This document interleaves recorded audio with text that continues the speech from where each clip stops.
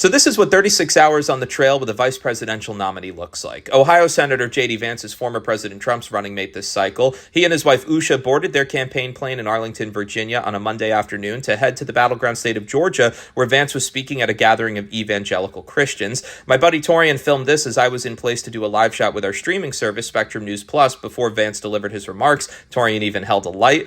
After Vance's brief speech, we were right back into the motorcade and headed back to the airport in Atlanta, where Vance and his wife took in the sunset before we all boarded the campaign plane for what ended up being a short flight back home to D.C. I think we ended up getting home before 10 o'clock that night.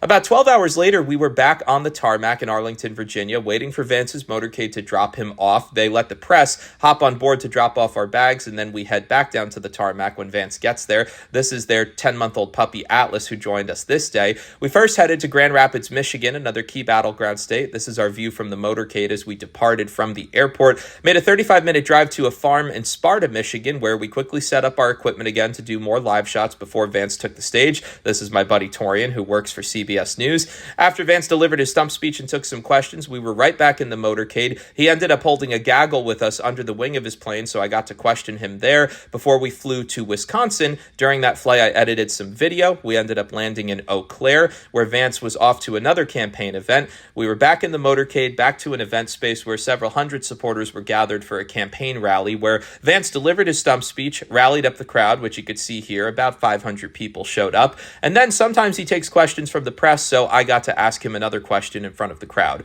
Then we literally sprinted back to the motorcade, past the beautiful sweeping hills of Eau Claire and some local rivers before we were right back onto the plane. They put this nice little name card on your seat so you know where to sit. After that, we were back in D.C. a little after 9 o'clock that night. This is the press pool heading back to the motorcade to be dropped off. A whirlwind 36 hours.